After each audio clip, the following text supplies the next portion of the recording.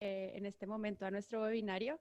Yo soy Sara Trejos, embajadora de Colombia en Sembra Media, y para quienes no saben, queremos contarles rápidamente qué es esto de Sembra Media y cómo por qué estamos haciendo estas convocatorias de conversaciones con periodistas y aliados. Sembra Media es una organización que está presente en más de 20 países.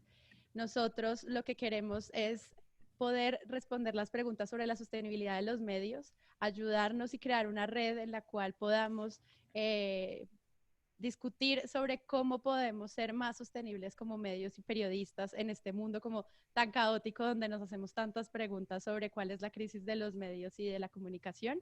Sembra Media parece como un espacio en el cual ustedes pueden encontrar toda clase de recursos para trabajar estas inquietudes. Entonces, tenemos un directorio de medios, que es un trabajo que se ha desarrollado gracias al trabajo de embajadores de todos los países, recogiendo cada una de las iniciativas de medios nativos digitales que hay en la región. Y esos medios, ustedes pueden encontrar ahí esta base de datos para ver cuáles son las experiencias que han tenido estos medios, cuánto tiempo llevan en funcionamiento, cuál es su manera de financiarse, y creemos que, por ejemplo, es una gran herramienta para comprendernos como región y como comunicación. También tenemos una escuela en donde hay cursos enfocados específicamente a estas preguntas que nos hacemos sobre el emprendimiento periodístico. Entonces, a todos aquellos que estén interesados en mejorar sus temas, sobre todo, por ejemplo, plantear una idea de negocio a un financiador, plantear mejoras en la marca personal de sus periodistas, manejo de equipos, modelos de negocio, plantear herramientas digitales para la mejora de los procesos que tienen dentro de sus equipos de trabajo. Ahí en la escuela pueden acceder a todos estos espacios. Los invito a que los naveguen porque la experiencia está muy enfocada a estas ideas que tenemos de cómo seguir adelante. También hay recursos para convocatorias de otros fondos, para otros recursos digitales en los que puedan acceder, estudios de caso de grandes medios digitales que se encuentran allí y que uno puede, al leerlos, estudiar de qué manera mi propio medio, mi propia experiencia como freelance puede ser interesante para aportar a este ecosistema de medios digitales. Entonces, los invito sobre todo a que pasen a sembramedia.org y que pues recorran como todas las posibilidades que hay allí para trabajar frente a estas preguntas.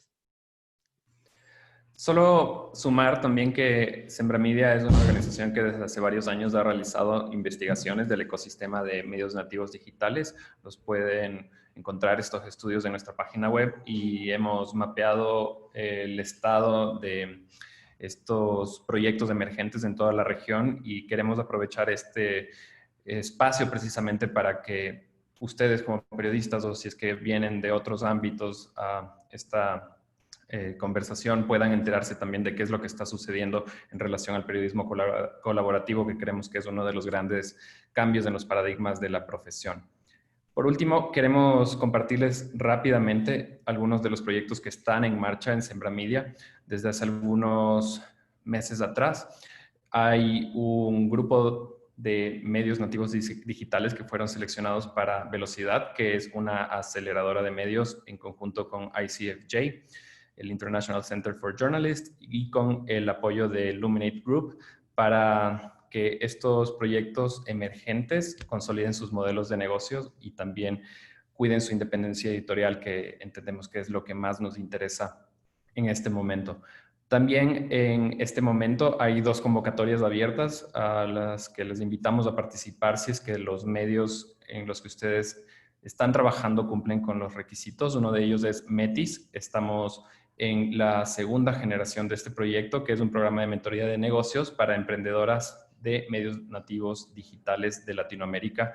Y hemos visto grandes resultados con este proyecto que empezó el año anterior y que en esta ocasión estamos en la segunda convocatoria que cierra este 15 de junio. Y por último, Sembramex, que es un proyecto que otorga grants a proyectos que están trabajando en la frontera entre Estados Unidos y México, proyectos nativos digitales independientes igualmente. Queremos agradecerles a todos y a todas por asistir a esta sesión. Ahora sí, para arrancar como les habíamos mencionado, y para quienes recién se suman a esta sesión, mi nombre es Miguel Or y soy embajador de Sembra Media en Ecuador, y Sara Trejos, quien nos acompaña desde Colombia, es la embajadora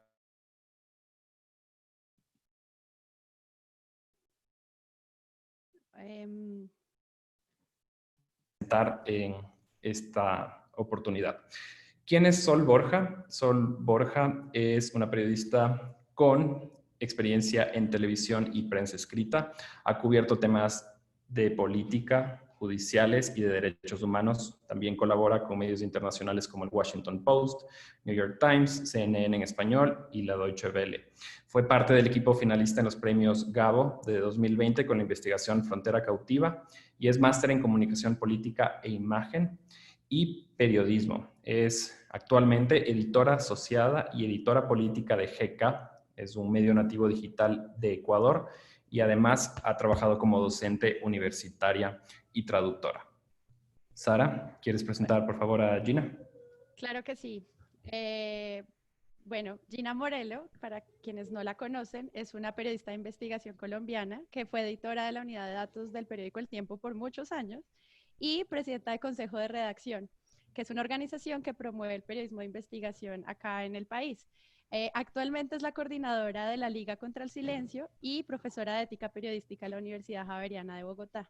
Ha sido galardonada por su experiencia periodística en el Premio Simón Bolívar en 3 oportunidades, el Premio Amway de Periodismo Ambiental en otras 3 oportunidades, el Premio Iberoamericano de Periodismo Sociedad para Todos y finalista en mención de honor al Premio de Periodismo de Investigación como mejor caso de corrupción de América Latina. Finalmente, pues fue una de las editoras de Venezuela La Fuga, trabajo que también fue finalista del Premio Gabo 2018 en categoría cobertura. Es un honor tenerlas en nuestra charla. Sabemos que tiene una trayectoria de trabajo muy importante y sobre todo hay algo que nos llamó mucho la atención para poder como convocarlas a ustedes hoy, y fue que muchos de los trabajos bajo los cuales han caracterizado sus líneas editoriales se han basado no en esta idea de como la investigación cerrada de un solo periodista, sino en la posibilidad de trabajar conjuntamente con otros. Entonces, para empezar ahora sí este webinar, yo quisiera que empezáramos como por estas preguntas sobre este cambio de paradigma. Discutamos un poco sobre cómo este modelo clásico, lo que alguna vez Marina Walker, una de las coordinadoras de Panama Papers, habló como la diferencia del periodista como un lobo estepario a luego trabajar como en un gran cardumen de trabajo, que fue como esta gran primera muestra de lo que puede lograr el periodismo colaborativo, que fue Panama Papers. ¿Ustedes cómo han vivido eso? ¿Cómo fue como este paso de su formación como periodistas y luego darse cuenta de las posibilidades que podría tener el periodismo colaborativo?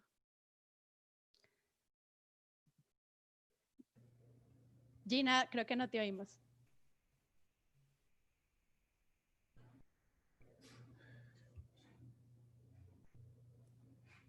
Tienes que quitarle el mute. Ahora Ahora sí, sí. Gina. Sí, no, es que me estaba saliendo que debían activármelo por allá. Bueno, Okay. a ver, bueno, primero que todo un saludo súper cordial a María, a Miguel, a Sara y a las personas que se han juntado por acá para conversar sobre estos temas. A mí me parece muy interesante hacerlo porque además es como la invitación perfecta justamente para seguir evangelizando, como digo yo. Cuando yo llegué al periódico El Tiempo hace 6 años y medio y estuve allá en todo ese proceso de montar la unidad de datos, recuerdo que el primer año la palabra que más me escucharon y se reía mucho era que yo decía que yo estaba evangelizando a los periodistas y estaba creando una nueva religión del periodismo, Okay. que era juntarnos todos para hacer muchas cosas y mejores cosas. Pero más que eso, incluso para poder potenciar toda esa capacidad que tenemos y acompañarnos en este proceso. Y así es como yo veo justamente este ejercicio que se viene construyendo desde que la palabra colaboración toma tanta fuerza, ¿no? Yo creo que hay unas cosas muy particulares acá de por qué llegamos a este momento de hablarlo así. Y yo creo que yo debo comenzar diciendo que esa metáfora tan interesante de Marina está fundamentada, a mi manera de ver, inicialmente en la crisis tan dura de los medios de comunicación. Crisis que hoy día es una crisis extendida. Ya no hay nadie que se salve de la situación financiera tan compleja y muchísimo menos en tiempos de pandemia. Pero esa crisis que le llegó un poquito tarde a América Latina hizo justamente que de alguna manera comenzásemos a mirarnos entre nosotros. Antes nos veíamos, pero eran grupos muy chiquitos. De repente ya eso empieza a crecer. Y luego yo creo que también hay una cosa que empuja también, si tenemos que como escoger hitos, que yo me permito hacerlo así para ordenar un poco más lo que yo creo, ¿no? Y es todo este escenario del periodismo de investigación y los datos. O sea, definitivamente Wikileaks, claramente, con todos sus pros y sus contras, sus sí y sus no, nos puso de presente que el involucramiento del desarrollo digital y toda esta explosión de esa foresta digital comandada por grandes poderes, Google, Facebook, todo eso removió muchas cosas y nos acercó a sectores que antes participaban, pero participaban de una forma vertical en el proceso de construcción de lo que es una pieza periodística o un medio de comunicación, y hoy día pues ya podemos mirarnos a la cara y hablar de que estamos colaborándonos de una manera muy distinta con los ingenieros, con los diseñadores, y estamos en un mismo nivel de conversación porque así lo hemos querido. Entonces yo creo que ahí hay una cosa muy bonita. Lo otro que claramente observo también es que toda esta explosión de medios digitales nos hizo preguntarnos de una manera más desprevenida y mucho más chévere qué es lo que podríamos aportar cada uno de nosotros a hacer mejor este oficio. Antes había eso, pero había mucho nivel de competitividad y de angustia. Hoy lo sigue habiendo y podemos hablar ahora más adelante de las críticas que también tengo para este periodismo colaborativo anclado en lo digital, que corre el peligro de copiar malas prácticas si no se jala las orejas adecuadamente. Pero yo creo que allí en esto, con los medios digitales tan diversos, tan plurales, tan fuertes en las voces y en la constitución de sus agendas y de sus participantes, hizo que nos miráramos de una manera mucho más amable y con un deseo legítimo de aprender y de compartir. Bien. Sol, cuéntanos tu experiencia. Yo vengo también de los medios tradicionales y sí creo que ha implicado romper un paradigma, esta idea con la que te crían de alguna manera en estos medios o te forman, que es la idea de la exclusiva, ¿no? La idea de que en exclusiva fulano de tal dijo tal cosa para tal medio, además incentivando una competencia que no necesariamente es la mejor opción en estas condiciones, dada la crisis que Gina mencionaba de los medios de comunicación, al menos una sobre todo muy fuerte he visto yo en el Ecuador de los medios tradicionales. Con ese contexto, en Ecuador nos hemos empezado a plantear hace algunos años, un par de años quizá, esta idea de empezar a buscar cómo se puede colaborar entre además medios de distinta índole, no necesariamente separar esto de lo tradicional con lo digital, sino tratar de juntarlo porque además tenemos públicos totalmente distintos, ¿no? Creo que todavía es un reto bien grande, puedo hablar sobre todo de lo que yo veo en el Ecuador, que todavía existe mucho este celo, ¿no? Este celo periodístico, los periodistas que tienen más trayectoria o experiencia o son más conocidos porque han estado mucho tiempo visibles en medios masivos, tienen mucho recelo todavía, desde mi opinión, a poder soltar un poco esto que incluso desde mi perspectiva tiene que ver mucho con tu ego, ¿no? Con esto lo hice yo, mi medio, para mí, para mi público. Y creo que todavía hay una dificultad de ver el potencial que tienen los trabajos colaborativos.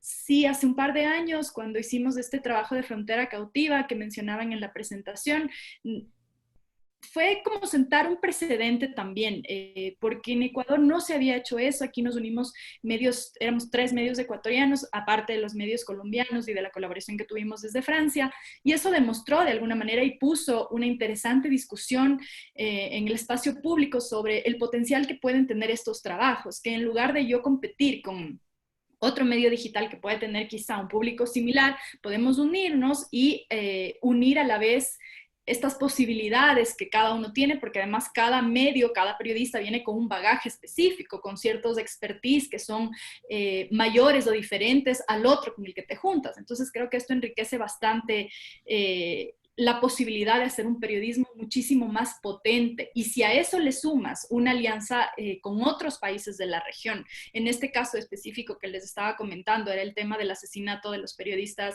ecuatorianos en la frontera con Colombia, es muchísimo más potente porque estás contando con un recurso que te costaría a ti mucho más, que es irte de viaje, buscar fuentes que no necesariamente tienes y aprovechar algo que ya existe, que son los periodistas en Colombia que cubren específicamente esta zona y que pueden darte un conocimiento mucho más rápido de lo que tú harías si es que lo harías sola, y además el efecto ya no solamente sería en cuanto a un impacto para el país, para Ecuador, de donde eran los periodistas, sino también regional, porque pone en discusión el tema, en este caso, del narcotráfico, por poner un ejemplo. Entonces sí creo que es bien importante que los periodistas hagamos el esfuerzo, sobre todo los periodistas de generaciones quizá un poco anteriores, porque creo que en los jóvenes esto es un poco más natural, de pensar en las posibilidades que tiene el periodismo colaborativo a nivel local, es decir, medios locales, pero también a nivel regional. Sí. A propósito de esto que mencionan ambas, Sol y Gina, que creo que tiene que ver con la importancia de generar comunidades, me gustaría que nos cuenten también cómo lo han vivido ustedes, es decir, ¿se han formado estas comunidades alrededor de temas de periodismo de investigación o de datos únicamente, o además de los temas financieros han encontrado tal vez alguna red de apoyo o quizás algo que les ha permitido garantizar la seguridad de quienes trabajan en temas que son tan complejos como los que acaban de mencionar, o esto incluso se puede extender hacia otros espacios que quizás no tienen que ver únicamente con lo profesional? No sé si nos pueden contar algo más también de qué es lo que han vivido ustedes en estas colaboraciones que han realizado. Lo preguntas como para llevarlo a otras áreas, no solamente hablando de Correcto. periodismo, pues mira, a ver, yo creo que incluso el afán que yo tenía de juntarme con otros, además porque esa es mi definición de periodismo, ¿no? Para mí el periodismo es andar con los otros para encontrarnos y contar. Esa es la que más me gusta. Me dicen que soy romántica y seré crucificada de esa forma, porque yo creo que el periodismo es eso, es encontrarnos para contar. Y entonces toda esta idea de juntarnos me viene desde hace mucho rato, no desde ahora. Hace 14 años nosotros creamos un colectivo que se llama Consejo de Redacción, que es la organización que promueve el periodismo de investigación en Colombia, y nos juntamos periodistas que estábamos en el Caribe colombiano, que es de donde soy yo, en el sur del país, en el centro, en el oriente, y así fue creciendo, y hoy somos más de 120 personas que seguimos haciendo parte de este colectivo, y crecimos con una idea pero muy específica, y era cómo podemos potenciar todas las competencias que tenemos para hacer un mejor periodismo. Por ahí comenzamos. Y luego, con el paso del tiempo, nos fuimos dando cuenta que el buen periodismo no solo son buenas ideas editoriales, no son solo buenas ideas para contar historias. El buen periodismo trasciende otros escenarios, y fue cuando algunos de nosotros empezamos a estudiar y a revisar temas gerenciales, temas administrativos, temas de gestión de proyectos, cosas que a un periodista tradicionalmente, y creo que todos podemos levantar la mano diciendo, ¿nos gusta hacer eso? No, no nos gusta, o sea, no nos gusta. A mí me encantaría estar solamente haciendo reportería, pero pues la crisis y las circunstancias y los cambios nos llevaron a eso. Y en ese momento, otra vez la palabra colaboración viene, porque precisamente yo siempre he creído que un medio hecho solo por periodistas no es un medio chévere. Un medio chévere es uno en donde se sumen administradores de empresas, donde tengamos ese componente fuerte que te orienten bien sobre eso, porque nosotros no somos buenos administradores. O sea, nosotros sabemos administrar pobreza de recursos, pero cuando las cosas se vienen bien y los tenemos, nos volvemos un 8 porque seguimos pensando solo en el producto editorial.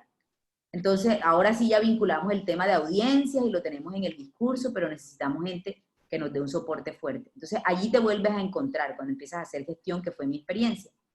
Y la tercera experiencia que tuve de juntarnos fue cuando alguna vez, queriendo entender mucho más todo este tema de los lenguajes digitales, y de desarrollo.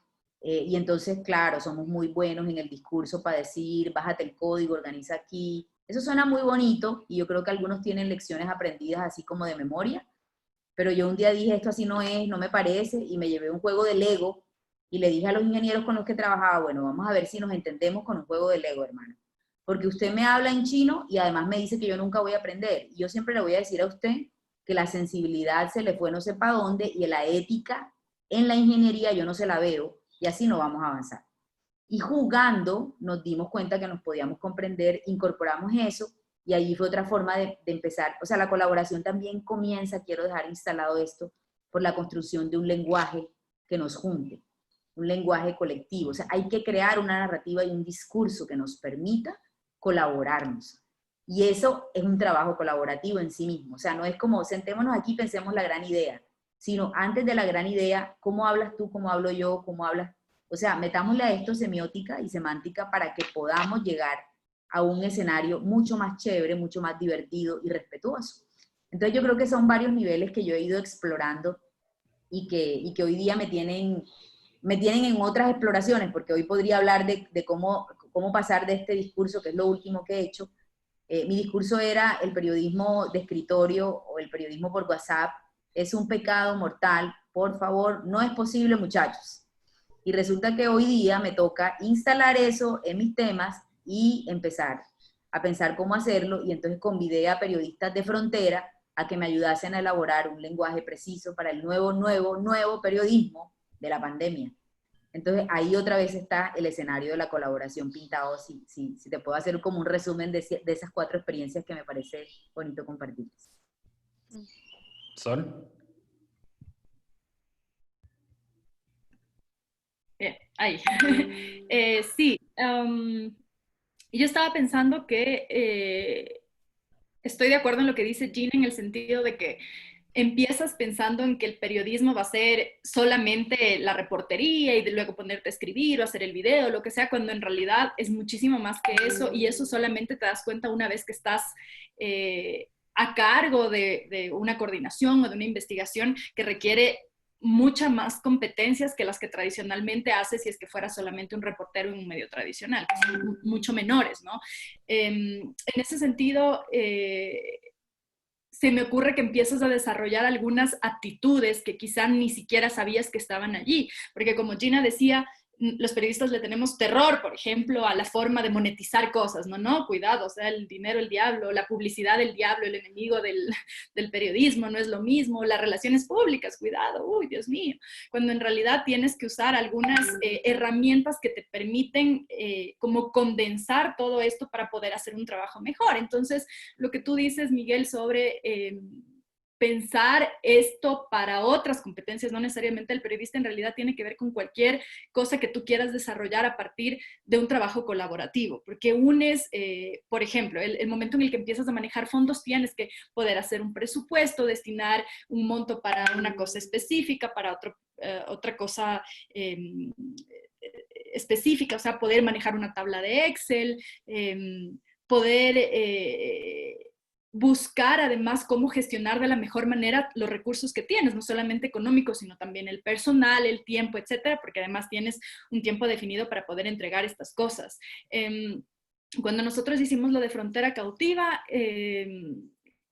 tratamos de organizarnos de tal forma que pudiéramos establecer distintos responsables para distintas cosas, ¿no? Me ha dado la sensación, en nuestro caso, como fue una primera vez en que GK hacía parte de un equipo con periodistas ecuatorianos de otros medios.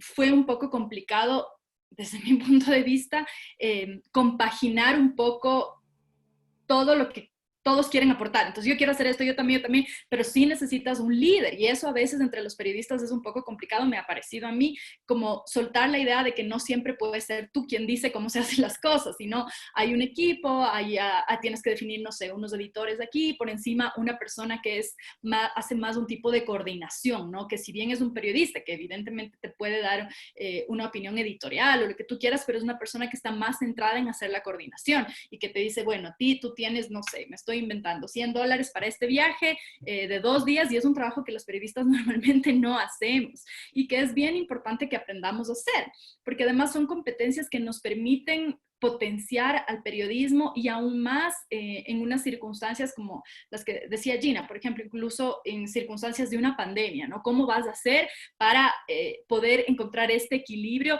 entre no hacer todo desde el escritorio, pero tampoco contagiarte de coronavirus o poner en riesgo a tu equipo? Entonces, son como equilibrios que los nuevos contextos te empiezan a demandar y te empiezan a exigir que estés pensando y pensando y pensando. Entonces, quizás hace algunos años el periodista era básicamente el que pensaba en un tema o le proponían un tema y desarrollaba este tema a partir de sus fuentes y su trabajo en el campo y de ahí ya en el escritorio, ¿no? Pero creo que eso va cambiando y es bien importante que eso se pueda ir viendo también en la academia, ¿no? Y creo que por eso es tan importante que haya este matrimonio feliz entre la academia y el ejercicio periodístico, que muchas veces, más bien a mí me ha parecido que hay como un divorcio y una relación bien tensa, ¿no? Porque desde la academia más o menos te dictan cómo tienen que ser las cosas, cuando mucha gente que está en la academia no ha puesto un pie en una redacción y está muy alejada de la realidad, y tienes esta idea de los medios malvados que explotan a sus empleados y tal, y cuando desde el otro lado, desde los periodistas que están en el ejercicio, también hay una dificultad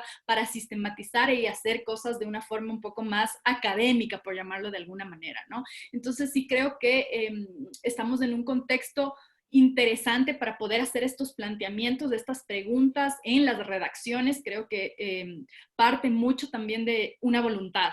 Es decir, de que en la redacción haya unas ganas de querer hacer las cosas de una forma distinta, de querer comprometerte a que haya un periodismo sostenible, porque también si tú te pones a pensar ya en la sostenibilidad de los medios de comunicación, pues la crisis te está demostrando que tal como lo están haciendo no está funcionando tan bien. Entonces hay que empezar a repensar en otras formas, y para mí esto tiene como un gran titular que es la autocrítica, y empezar a cuestionarte qué es lo que puedes hacer mejor, qué es lo que puedes cambiar y qué es lo que debes cambiar, y que ya el tiempo corre para que lo hagas ya.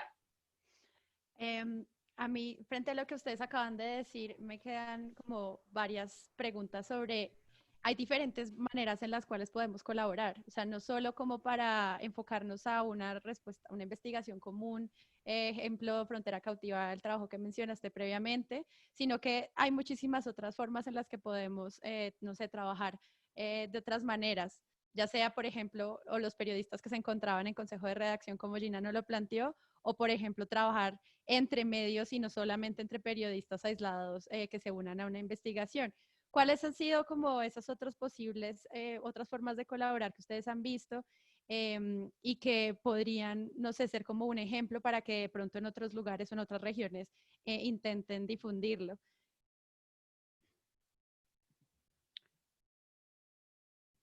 Listo. Yo descubrí, yo no sé, bueno, yo me descubrí tremendamente feliz sintiendo que puedo acompañar.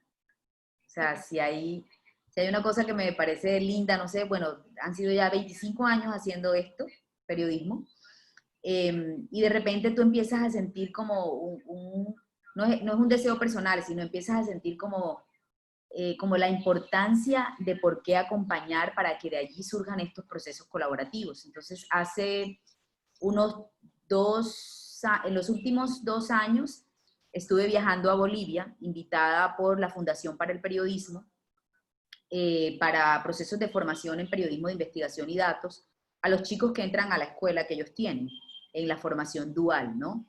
Que es un proyecto apoyado por la Deutsche Welle Academy, organización en la que he estado vinculada en algunos procesos y que a mí me encanta.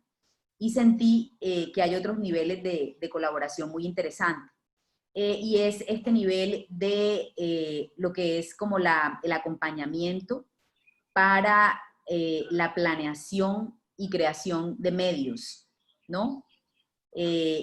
Y eso me pareció súper interesante porque diseñamos como una suerte de matrices que están muy alojadas en los pluralismos culturales y en los distintos lenguajes que el medio quiere explorar desde sus construcciones narrativas. O sea, te preguntas un poco en qué territorio estás desde lo cultural, un trabajo quizás un poco antropológico, pero también te preguntas mucho por la audiencia y el tipo de narrativa que ella está reclamando en ese momento, no de ti como medio ni como periodista, sino del país o del entorno. Y eso nos llevó a crear una suerte de matrices para acompañarlos, y ahorita están haciendo un medio nuevo, que estuve con ellos en ese proceso. Y ha sido, pues bueno, hubo como encuentros presenciales, pero luego ya se vino como toda la lejanía que tenemos, pero ha sido una lejanía para acercarnos más. Entonces yo creo que ahí ha habido un escenario que no ha pasado solo por el asunto digital, ni por el asunto editorial, sino por un acompañamiento desde la conformación y creación del medio, desde el espíritu del medio, y por un acompañamiento en lo que yo he llamado como una suerte de clínicas para ayudar al periodista. O sea, yo siento que hay una cosa que nosotros no hemos atendido con sumo cuidado. Quizás lo veo porque tuve una experiencia muy cercana con eso, por todo lo que me implicó a mí la cobertura del conflicto, pero yo siento que los periodistas están abocados a unos escenarios conflictivos muy fuertes que los marcan y los llenan de temores, de miedos y de inseguridades. Y no por cubrir problemas de conflicto, me refiero a el mismo ejercicio del periodismo en zonas o censuradas o silenciadas, el mismo ejercicio del periodismo en zonas donde hay poderes políticos muy rudos, que siempre te tienen estigmatizado, o zonas donde te ponen una marquilla, una etiqueta fácilmente, y eso te convierte en un periodista que el día de mañana, cuando te tienes que enfrentar a estos cambios propios del negocio, propios del escenario, te bloquean. Entonces, yo esto lo he llamado así como clínicas de acompañamiento, son talleres que he dictado en algunos espacios, son clínicas muy particulares, y de ahí ha surgido otro nivel de acompañamiento, y que da paso como Libérate para la creación. Pero vamos primero a acompañarnos, a sanarnos. Y he estado en eso, y en Centroamérica, con un medio en particular que quería incorporar también toda la narrativa maya en su haber editorial. Entonces me preguntaban primero cómo lo hacemos si tenemos altísimos niveles de xenofobia. ¿Cómo puede ser eso si los primeros que vemos, los primeros que ponemos etiquetas somos nosotros mismos en nuestra cotidianidad, y estamos asustados? ¿Y cómo lo hacemos, Gina? Y esto fue un proceso hace años, que lo recuperé para llegar ahora a Bolivia. Entonces me di cuenta, caramba, qué interesante, y lo he ido descubriendo así como viene tu pregunta, Sara. O sea, no es que me lo propuse, voy a hacer esto, no. O sea, yo estaba en mis labores de investigación, sino que en el ir y venir, viendo los problemas, sintiéndolos en mi piel, escuchando a los colegas, tantas horas de grabación, tengo horas de grabación con colegas, libretas con anotaciones que algún día quisiera traducir en algo más, quizás un libro. Ahora me pienso en esas cosas, para compartir un poco todos esos asuntos que, si bien no tienen un nombre propio, tienen una esencia propia en la cual nos podemos encontrar para ayudarnos más. Entonces yo creo que hasta hacia allá veo yo los niveles de colaboración, ¿sabes? No solo buscar plata, no solo hacer el gran trabajo periodístico por el cual después sentirnos súper orgullosos, y el que nos sirve para sacar pecho 1, 2 años, 3 años, y después ya yo digo, ya no más, ya pasemos esa página, ya estamos en otro rollo. Yo quisiera que pensáramos más en esto, en qué tan preparados estamos para acompañarnos y dispuestos a acompañarnos, para que el devenir que construimos sea mucho más productivo y mucho más bonito, y por tanto mucho más feliz incluso, creo yo. Una pregunta rápida, con respuesta rápida, Gina, antes de pasar a Sol. O sea, un poco cómo fue entonces la creación, digamos, como del tema de la Liga contra el Silencio, porque ahí hay como un tipo de colaboración extraña, no es tan parecido como un Panama Papers, un Frontera Cautiva, un Venezuela en Fuga, que son como proyectos de muchas colaboraciones, sino la Liga tiene una figura colaborativa distinta. No sé si puedes contarnos muy rápido antes de pasar a Sol. Vale, no, y además breve por respeto, porque yo no estuve en el proceso de creación de la Liga, pero fui fan número 1 desde que nace. Y lo que me han contado Sinar Alvarado, que fue su editor, su primer editor, y que estuvo al frente, Jonathan Bock, que está del lado de la FLIP, es que o sea, hay una enorme preocupación por ver que en Colombia hay unos territorios marcados como territorios silenciados. Hay un gran trabajo del Centro de Estudios de la FLIP, que muestra eso, ¿no? Que lo hace evidente. Y luego es casi como, yo un poco hago esta metáfora cuando quiero definir a los muchachos que arrancan esto. y es que yo creo que ellos estaban como la última escena del libro en Perfume. Se miraron todos, entre todos, y ahora que, y todos mirándonos, el pecado está ahí, el problema está ahí, y el problema era el silencio y la censura, y se quedaron viendo, y se preguntaron la pregunta que tenían que hacerse, bueno, ¿y ahora qué vamos a hacer? Que pasó casi lo mismo en consejo de redacción. Estábamos promoviendo el periodismo de investigación y la gente nos empezó a decir, ajá, ¿y ustedes cómo van a hacerlo? O sea, está muy chévere el discurso, pero tienen que hacer algo. Entonces la liga nace allí, en ese momento, cuando se están mirando todos y se juntan tantos medios a pensar que esto no debería llamarse medio, sino alianza, y que no debería ser una plataforma, sino un colectivo. Y empiezan a surgir estas palabras que ayudan a darle una definición muy fuerte a lo que hoy se presenta como Alianza de Medios que Combaten la Censura y el Silencio en Colombia, iniciativa de la Fundación para la Libertad de Prensa FLIP. Entonces hay medios, ¿cierto?, que se alían para investigar y que tienen una sombrilla que siempre lo lleva a pensar en la protección de periodistas, en el discurso del cuidado y del autocuidado. Entonces, claro, eso es muy bello, trasciende evidentemente lo solo editorial, va más allá de la búsqueda del dinero y plantea otras formas muy distintas de seguir haciendo el ejercicio en estos tiempos. Gracias, Gina. La pregunta sobre otras maneras de colaborar, de pronto, ¿tú cómo la has vivido entonces, Sol, en Ecuador? En otros niveles, con GECA o con periodistas o con redes de periodistas. Sí, nosotros en GK también estamos con una iniciativa para unas becas, otorgar unas becas para periodismo de investigación, becas pequeñas de $1000 para periodistas freelance o de otros medios que estén interesados en investigar temas distintos y que no han podido por distintas razones, y parte del proceso es este acompañamiento también editorial, ¿no? Desde ayudarte a formular la propuesta hasta empezando por ver el potencial, formularla, poder empezar a desarrollarla. Y creo que esto es bien importante porque me parece que el hecho de que periodistas que quizá tengan un poco más de experiencia puedan acompañar a personas que están recién empezando, porque muchos son periodistas más jóvenes que están empezando y que quieren involucrarse en este mundo de la investigación, es fundamental para poder potenciar esto que quizá está por debajo y que no necesariamente se ve. En el periodismo más coyuntural, de la cobertura del diario y tal, es muy difícil que tú tengas ese espacio para poder desarrollar estas habilidades que te permiten hacer un periodismo que tiene más impacto de alguna manera, ¿no? Entonces sí creo que eso es bien importante. Por otro lado, también me parece importante, y es algo que estamos todavía intentando en Ecuador. En Ecuador hay como mucho campo para sembrar, porque hay muchas cosas que todavía no se han hecho y que apenas ahorita nos estamos planteando que países vecinos como Colombia, Perú ya lo han hecho, lo están haciendo, llevan algunos años haciéndolo por sus propios contextos sociopolíticos también, y que aquí apenas las estamos empezando, que es otra de los temas, desde esta posibilidad de crear redes de apoyo, desde para poder tener contactos, de poder compartir fuentes, de poder compartir documentación, de poder explicarte cómo funciona el portal de compras públicas si es que tú no lo sabes, como buscar una red en que los periodistas que tienen más expertise en ciertos temas puedan ofrecer a otros estas habilidades. Y yo regreso de nuevo a lo que hablábamos inicialmente, y creo que esto implica un esfuerzo personal de dejar este celo, ¿no? Esta idea de que el periodista que llega te va a ganar tu espacio, que si tú le enseñas ya no vas a ser tú el mejor, sino va a ser el de acá. Entonces, creo que todavía ese es un ejercicio importante que se está haciendo en el Ecuador, este intento de un poco dejar esto de lado para poder construir redes que permitan potenciar el periodismo, que finalmente ese es el objetivo.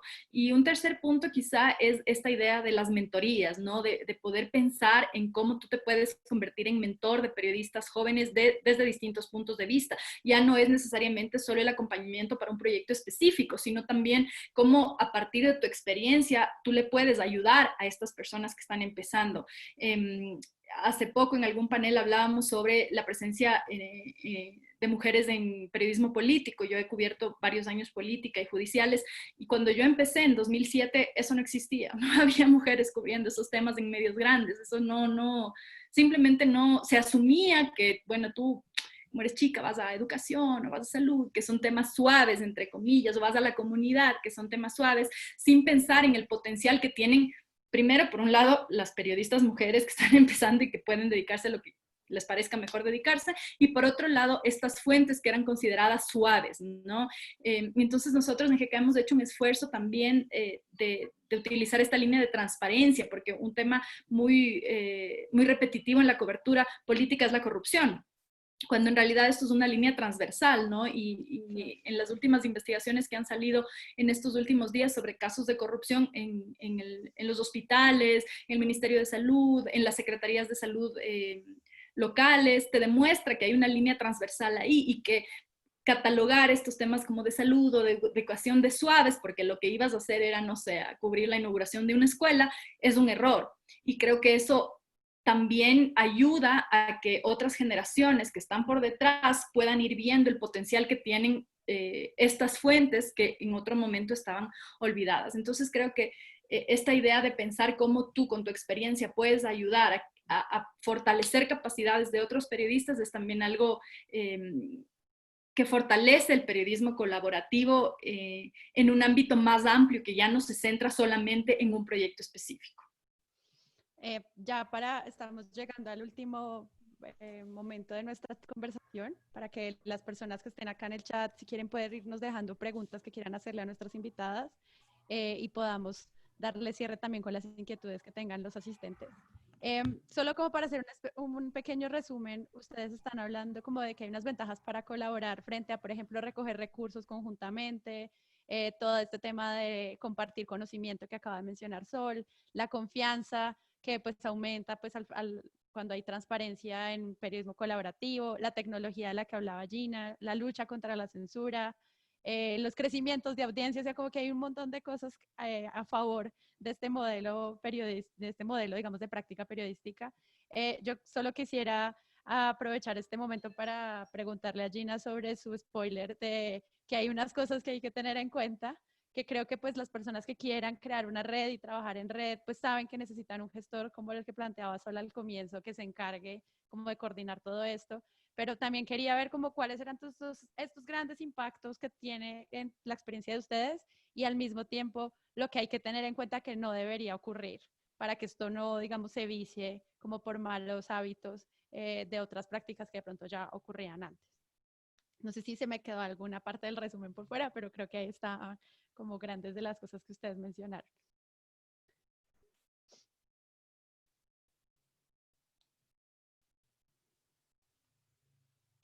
Ay, ¿qué fue? Ya, Ahora está, es que está. ahí está. Vale, gracias, Miguel. Bueno, ya hablamos mucho yo creo que hay palabras claves, ¿no? Que hemos dicho como recurso, confianza, rendición de cuentas, diversidad, habilidades, alcance, impacto. Eso son como las palabras que definen el escenario. Ahora vamos a hablar de lo que no, del no deber ser, ¿no? Y me parece chévere mencionarlo. A ver, yo creo lo siguiente. Yo creo que los periodistas seguimos estando. Vamos a resumirlo así para ser cortita. Estamos muy lejos todavía de decir que los egos no se están filtrando en el ejercicio colaborativo. Eso todavía está muy presente, todavía los escenarios de competitividad y siempre van a existir, pero yo creo que sencillamente hay competencias sanas y hay otras que son insanas. Las competencias insanas son aquellas y por ejemplificarlo de una manera es que cuando estamos trabajando colaborativamente, alguno quiere estar pasando permanentemente cuentas de cobro por lo que hace. Sí, como yo hice esto y levantando banderas diciendo yo hice esto, yo hice esto, yo hice esto, lo importante es que hagamos y vayamos allí calladitos, que los resultados luego se van a ver para todos. O sea, no hay necesidad de estas oleadas de sacar pecho. Y eso es interesante porque eso se lo criticamos mucho a los medios tradicionales. Pero yo lo veo súper instalado en los medios independientes también. O sea, entonces yo digo, ojo que esto no es un asunto solamente de una frontera o de la otra. Hay que tener cuidado con eso porque eso no hace que esta confianza y este nivel de cercanía y sinceridad fluya mejor, sino que hay ciertos resquemores y ciertas prevenciones. Otra cosa que a mí me parece súper interesante de mirar y de no permitir pasar es no podemos perder de vista la ética, aún en tiempos de pandemia, muchísimo menos en tiempos de colaboración, muchísimo menos en tiempos digitales. O sea, ¿quién dijo que eso era una cosa que quedó como el libro de la biblioteca, ¿no? Como un elemento de culto? La ética, no, la ética es un asunto transversal a todo lo que estamos explorando y construyendo. Y yo mucho me temo que eso se está quedando como lecciones de libro, pero no en la práctica. Y un ejemplo en particular: cuando estamos haciendo trabajos colaborativos, somos efervescentes en la producción, o sea, y sale el trabajo y todos somos el mejor canal de comunicación y el primero de difusión que tiene ese trabajo, somos nosotros mismos a través de nuestras redes sociales, porque esas redes pues se crecen en nodos y otros y conectan con la información. Pero de repente, el escenario del discurso que construimos allí en las redes extrapola el nivel de la información para el cual está el periodista y nos convertimos en jueces. Entonces empezamos como periodistas a exigir que pasen cosas con mi denuncia o con mi trabajo, y se nos olvida que nuestro trabajo no era ponernos en ese nivel de activismo judicial, a demandar y a reclamar que ocurran cosas. Para eso no estamos nosotros en ese tipo de ejercicios, y eso me parece peligroso, muy peligroso, porque yo creo que nos hace ver ante la audiencia no como lo que somos. O sea, si estamos hablando de periodismo y somos periodistas y este es un medio, pues eso es lo que estamos haciendo, ¿no? No, ni soy fiscal ni soy juez, y eso también se lo criticábamos a los medios grandes. Este medio con todo su nombre grandote se asume dueño de la verdad. Yo creo que hoy día hay un montón de chiquitos que también quieren ser dueños de la verdad, ¿no? Claro. Entonces deberíamos hacer como Chimamanda en su libro, buscar todas las verdades y no dejarlas en solo una postura política dueña de. O sea, ojo con eso frente al ejercicio. Y lo otro, la tercera cosa, solo para cerrar, que me parece súper importante, es que el escenario de los grants y de participar de grants para acceder a recursos y poder desarrollar un trabajo mucho más sostenible, no nos puede hacer perder de vista la agenda para la cual fue concebido el proyecto mediático y editorial. Entonces, este afán y esta urgencia por querer pegarle a todo, no teniendo el conocimiento de las cosas, nos puede hacer cometer errores. Y digamos un ejemplo nomás, ahorita lo estamos viviendo, se vino la COVID, y la COVID nos puso de presente que teníamos muchos redactores expertos en corrupción, deportes, cultura y lo que querramos, todas las sesiones que querramos. Salud y ciencia, así de chiquitica, así de pequeñita. Sin embargo, la exigencia es que entremos. Pero claro, eso puede tener varios niveles. Puede haber un nivel de apropiación de entrar, quienes ya van más avanzados, los que no, vamos a aprenderles a estos, y ahí nos vamos haciéndole rápido para llegar entonces al escenario de postular gran y todo. Pero entonces, si ahora todo es con la COVID, el que nunca había cubierto está proponiendo unas locuras impresionantes que a mí me asusta, porque al final de cuentas lo que vamos a dar a conocer después es información que debe ser útil para la audiencia, que debe ayudar a que sucedan cosas importantes en el territorio y en el terreno. Entonces no está de más, periodistas, pedirnos hacer un poquito de silencio, estudiar un poco más algunas de las cosas para definir realmente la construcción de una agenda editorial en la que yo realmente pueda aportar con responsabilidad y con ética a la construcción de información.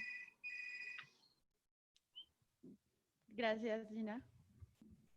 Yo creo que es importante, lo que decía hace un momento, hacer un ejercicio permanente de autocrítica, ¿no? De autocrítica como periodista y como medios, ¿no? ¿Qué nos está faltando? ¿Qué estamos haciendo mal? ¿Por qué las audiencias nos están reclamando? ¿Por qué están enojadas? O sea, hacer esto permanentemente creo que es fundamental.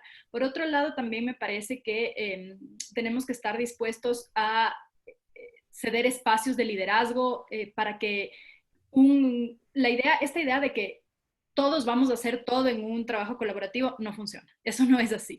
No es, puede que todos tengamos más o menos el mismo nivel de experiencia y tal, pero necesitas estar dispuesto a ceder un espacio para que haya un editor general, un coordinador, un líder, o sea, estos espacios que suelen, a mí me ha parecido, haber pequeñas disputas, ¿no? De tú querer hacerlo todo, de tú querer ser el periodista, pero también coordinar, pero también manejar los fondos y no estar dispuesto a que haya alguien destinado para distintos niveles del trabajo.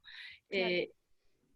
un tercer punto sí me parece un poco lo que Gina decía sobre el tema de creo que tiene que ver con este segundo, que es el tema de los egos, ¿no? De un poco tener la humildad suficiente para poder decir, este tema yo no lo manejo, necesito ayuda, necesito expertos, tú lo manejas mejor, explícame, cuéntame cómo podemos hacerlo, y repreguntarte constantemente si lo que estás haciendo, o sea, estar segura de cada frase que estás poniendo, sobre todo cuando son temas que estamos empezando a cubrir. Yo siempre tengo la sensación permanente de que nos hemos centrado mucho más en temas políticos, de corrupción, que Odebrecht y tal, somos mejores quizá haciendo eso, porque lo hemos hecho más por los propios contextos sociopolíticos de nuestros países, y quizá temas de salud, temas de educación, no los hemos hecho tan a fondo. Entonces, que sí creo que hay que tener un poco de humildad en ese contexto. Y en un último punto, yo evidentemente, lo que decía Gina sobre estar exigiendo todo el tiempo como págame o yo hice esto y esto, no está bien. Pero sí creo que hay que empezar a aceptar y reconocer el trabajo que hacemos, y que está bien que tengamos reconocimiento por eso. O sea, esta falsa humildad de que, yo hago esto como el periodista héroe por poco, que es parte de mi trabajo, cuando no, muchas veces te la juegas y te juegas del pellejo. O sea, cuando cubres temas de narcotráfico, de corrupción, te metes con delincuencia organizada, te estás jugando el pellejo, y está bien que lo reconozcas, y está bien que lo digas, sí, es un buen trabajo, lo hice yo, y sí, o sea, está bien que te reconozcan por eso, y tú tener no sé si es la tranquilidad, la libertad, el gusto de decir, ese es mi trabajo y está bien que me reconozcan por esto, ¿no? No es una falsa humildad, y eso puede aplicar a cualquier otro trabajo, médicos, constructores, profesores, lo que tú quieras, ¿no? A veces me ha dado la sensación que los periodistas tenemos mucho miedo a que nos reconozcan el trabajo, y mucho miedo a que nos señalen como que, es ego, es ególatra, no sé qué. Entonces sí creo que hay que distinguir entre lo que es el ego, que para mí es este tema de que yo soy el mejor, esta es mi exclusiva, no te comparto con nadie, versus que este es un buen trabajo y está bien que lo reconozcamos, y que lo reconozcamos en equipo. Eso. Yo tenía una pregunta súper rápida antes de pasar a las preguntas de las asistentes que han enviado algunas consultas a través del chat, y tiene que ver muy rápido con cómo han gestionado los recursos. No podemos dejar de hablar de eso, dado que es uno de los temas que nos interesa como organización apoyar a que los medios sean más sostenibles, y todos sabemos la crisis que estamos viviendo. ¿Cómo desde su experiencia han manejado el tema económico? Es decir, desde que se obtiene un grant, o si es que obtienen también otro tipo de financiamiento para alguna cobertura colaborativa, ¿se sientan muy claras las bases de forma transparente para que no haya disputas en un futuro? Si sabemos que somos todos medios y periodistas independientes que estamos compitiendo por una fracción muy reducida de los fondos disponibles, ¿cómo se han resuelto estos temas que a veces pueden generar inconvenientes hacia el final de una cobertura? Sol, quizás empiezas tú y después vamos con Gina.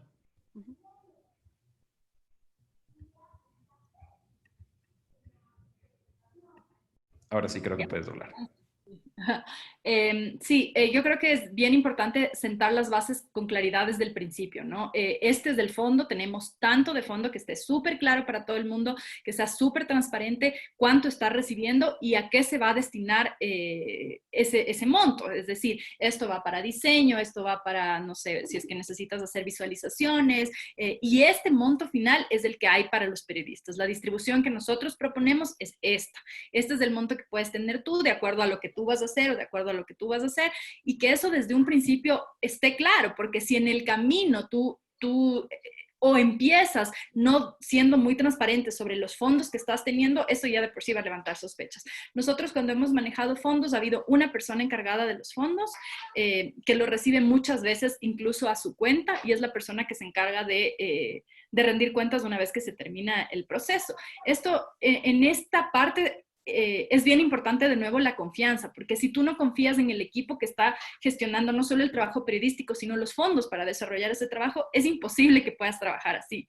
O sea, tienes que tener la confianza de que esa persona lo va a hacer de forma transparente, y que el equipo está con un objetivo común, que no es estafarte ni yo a ti, ni tú a mí, ni yo sacarte más trabajo y darte menos plata, ¿no? Sino tener como la claridad de que todos estamos trabajando con un objetivo en común, y que por lo tanto todos queremos que el resultado sea satisfactorio para todo el equipo, ¿no? Esta visión de equipo es bien importante y finalmente, una vez que el proceso trabaja, que la persona pueda rendir cuentas, que el proceso termina y que la persona pueda rendir cuentas y decir, esto acordamos en un inicio, esto se hizo. En el trabajo de la frontera me parece que fue en uno de estos nos sobraron fondos.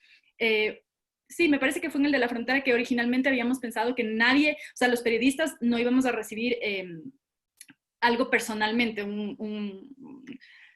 un beneficio económico porque no teníamos fondos para eso. O sea, esta investigación partió a partir de querer saber qué pasó con nuestros amigos periodistas.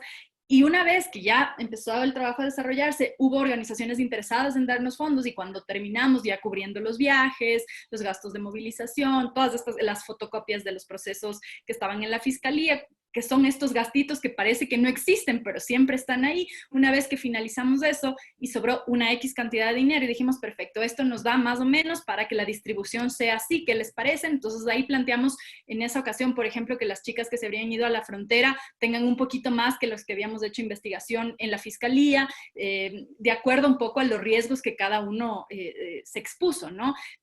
Pero esto todo termina siendo un consenso basado en la confianza y en la transparencia. Súper claro. Gina.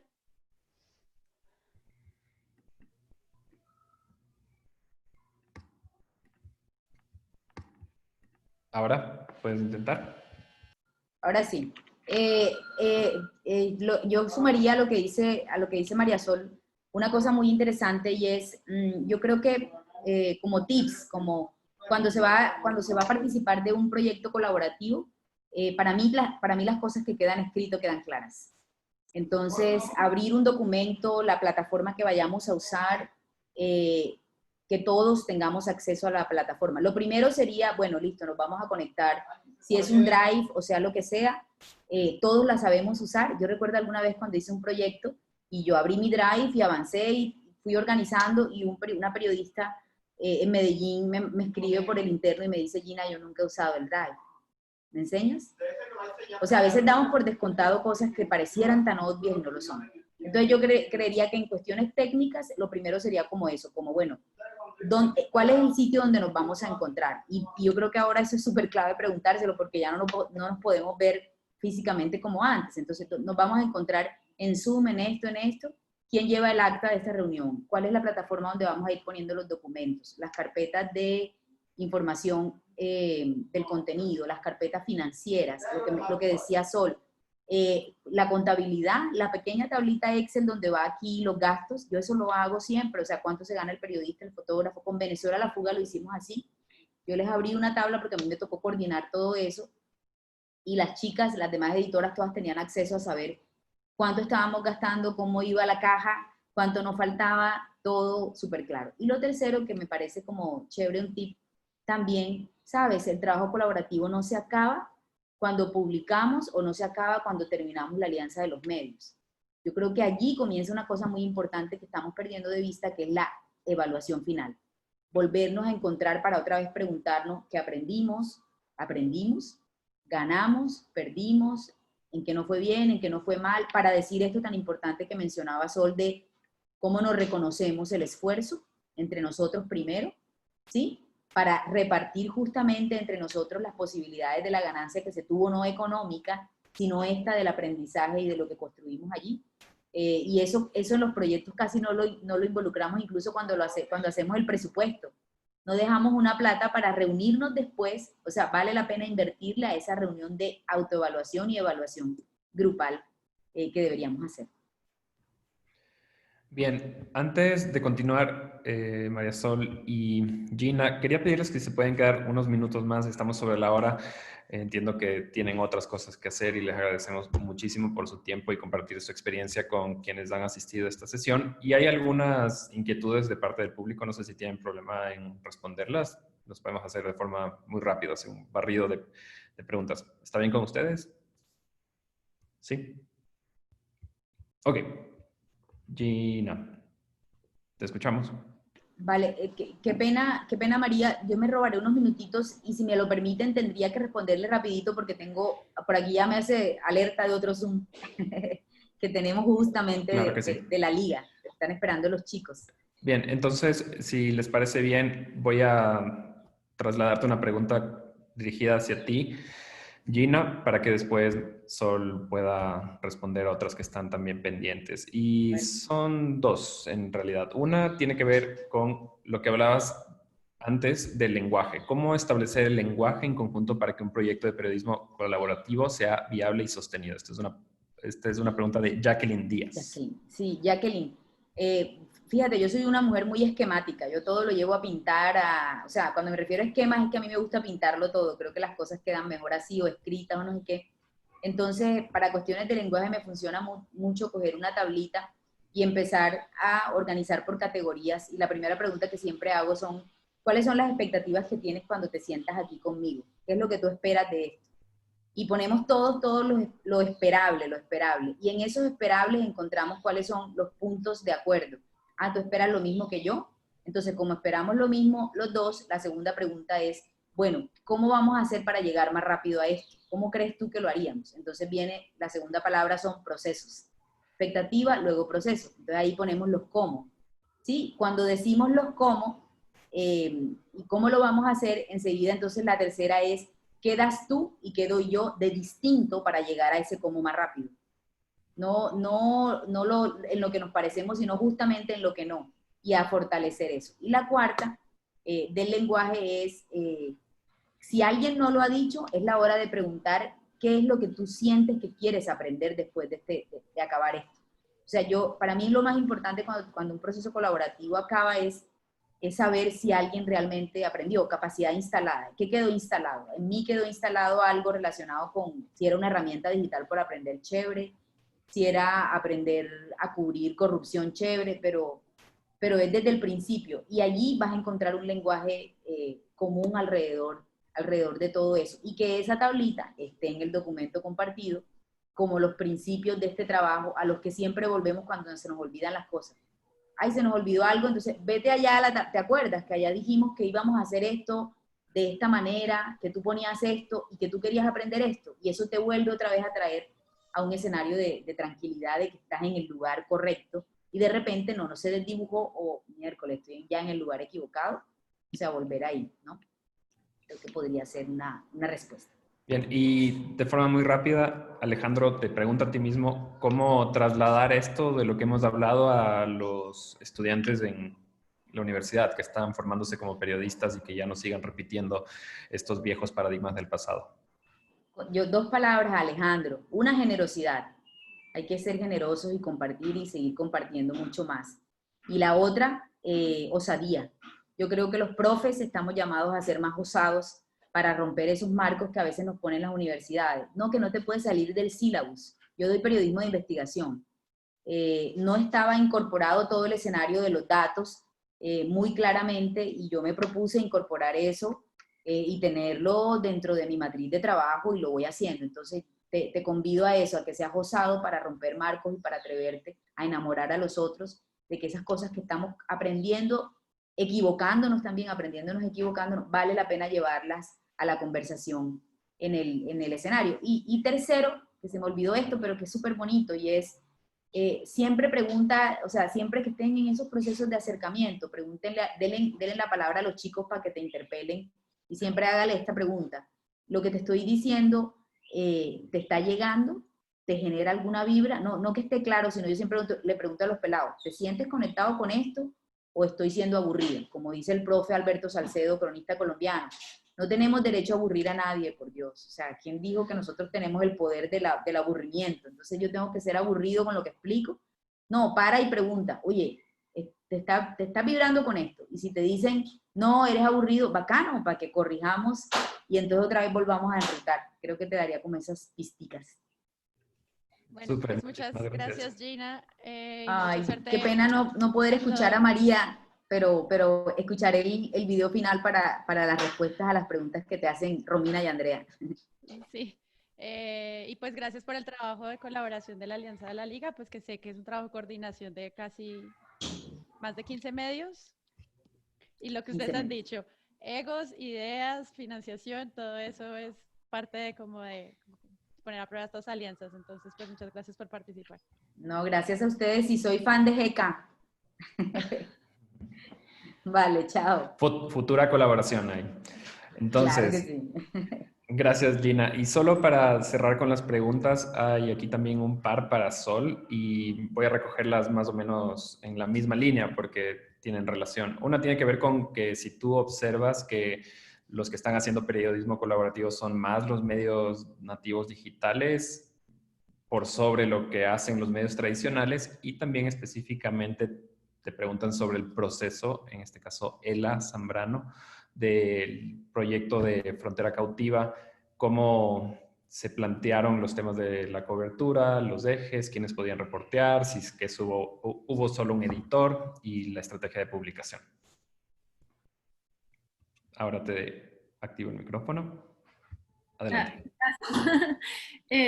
A ver, sí, en la primera pregunta sí me parece que, al menos en Ecuador, y basada en mi experiencia, sí han sido más los medios digitales los que están más dispuestos a colaborar entre sí.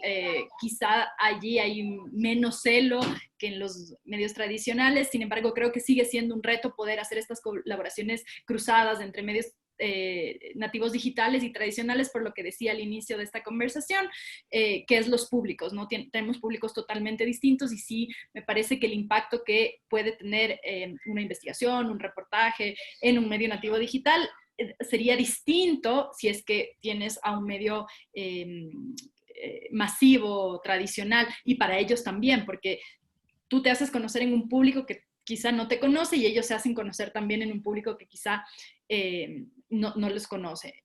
Esa es la primera pregunta. Y la segunda pregunta sobre el proceso de Frontera Cautiva. Eso empezó a partir de que supimos que nuestros colegas habían sido asesinados. Una periodista lanzó una propuesta de que, bueno, ya hemos marchado, ya hemos llorado, ya hemos hecho la cobertura de lo que pasó ese momento, ahora ¿qué hacemos? ¿Qué más podemos hacer? Desde lo que nosotros hacemos, que es periodismo. En un chat de prensa ella lo planteó así y varios periodistas dijeron, reportemos, empecemos a investigar qué fue lo que pasó, las respuestas que nos había dado el Estado ecuatoriano y que había dado en su momento el Estado colombiano no nos satisfacían, nos parecían insuficientes y entonces decidimos reunirnos. Empezamos a hacer una reunión con todos los periodistas que habían querido unirse, que eran varios, no sé, quizá 15, y la siguiente reunión ya se redujo eso cuando ya dijimos, bueno, hay que establecer tareas y finalmente para Ecuador terminamos 10 periodistas. Una vez que habíamos definido eso, a partir de estas redes que se tejen y que ya tenemos, pues, colegas en otros países, alguien de Colombia le escribió a alguien del equipo y le dijo, nosotros estamos haciendo lo mismo, queremos hacer lo mismo desde las respuestas que el Estado colombiano había dado. Juntémonos. Entonces, ahí nace esta propuesta como de poder juntarnos y que cada quien pueda investigar en el ámbito y con las fuentes que conocen, ¿no? Los unos en Ecuador, los otros en Colombia. Luego empezó esta búsqueda de fondos. Nosotros originalmente habíamos pensado hacerlo pues con lo que cada quien tenía, que es su recurso, su tiempo, y dijimos, bueno, cuando haya que movilizarse, buscamos fondos para movilizarnos. Pero empezamos esta búsqueda de fondos, ahí fue que conversamos con OCCRP, que es esta organización que investiga todo lo relacionado a crimen organizado. Ellos estuvieron interesados en poder darnos un fondo. En Ecuador también Funda Medios, que es la organización que protege periodistas y trabaja para la libertad de prensa. Y también se unió este medio esta organización francesa que se me está yendo el nombre ahorita, no puedo creer, es donde alojamos todo el trabajo en su Hidden Voices, ¿puede ser? ¿Cuál? Hidden Voices, creo que se llamaba así. Ay, Dios mío, no me acuerdo, qué bestia, qué terrible. Ya me voy a acordar. Pero esta organización francesa que trabaja para continuar con los proyectos periodísticos de periodistas que han sido asesinados mientras ejercen su trabajo. Ellos se sumaron al equipo con un fondo, e incluso vino un periodista desde Francia para poder hacer videos. Entonces los recursos empezaron a llegar no solamente como te doy $1,000, te doy $2,000, sino te entrego personal, te doy a este periodista, te mando esto de acá, la capacitación que les comentaba antes de iniciar eso, que quizá en Colombia, lastimosamente por su contexto, los periodistas están mucho más conscientes de los temas de seguridad de lo que estamos en Ecuador, y para nosotros lo que pasó con nuestros colegas fue como un cachetazo de decir, a ver, esta es la realidad, tienen que aprender a cuidarse, y tuvimos esta capacitación sobre cómo reportear en la frontera, y igual los que estábamos reporteando desde aquí, en mi caso particular, yo hice investigación de los documentos disponibles en la fiscalía, que no estaban disponibles porque la indagación estaba en este proceso en el que todavía no es pública, entonces tienes que buscarte las formas de poder ver qué había como documentación, y a partir de que ya redujimos el equipo y que empezamos a tener fondos, decidimos funciones para cada quien. ¿Cómo se define quién hace qué?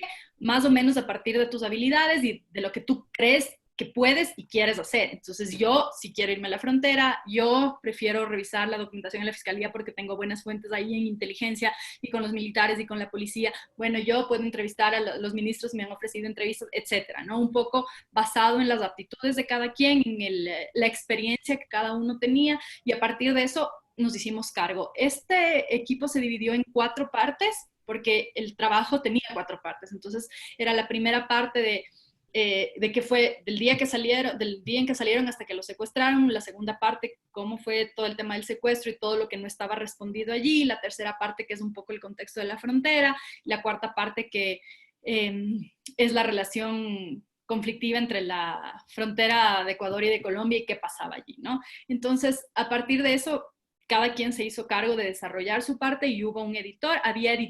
Primero había como un editor por cada parte, un editor en Ecuador y otro en Colombia, porque se hacía como la información que Colombia recababa y la información que Ecuador recababa, en un primer momento estaban separadas y luego había que juntarlos, entonces había un editor encargado de cada parte y luego había un super editor de cada parte y un finalista que era el que revisaba todo. Y además, al trabajar con la OCCRP, nosotros tuvimos un proceso de fact-checking bien intenso, bien intenso. O sea, tanto así que hubo información que estaba ahí, pero que no podíamos corroborar al 100% y que finalmente se decidió sacar de lo que se publicó porque no había la posibilidad de decir 100% esto es así. Cada palabra que escribimos era susceptible de poder ir a la fiscalía y sostenerla con documentos, con pruebas, con respaldos, ¿no?